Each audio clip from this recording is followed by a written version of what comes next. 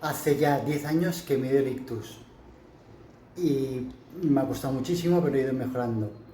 La fascia es un tema que te cuesta muchísimo. Al principio no podía hablar, me costaba escuchar las cosas, me atascaba, me equivocaba de las palabras, y eso es lo que también quiero decir que mejoro.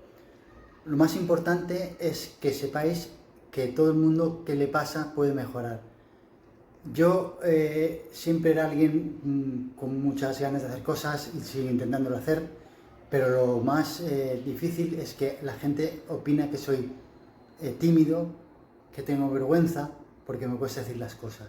Lo importante es decirle a todo el mundo que siga intentándolo y mejore.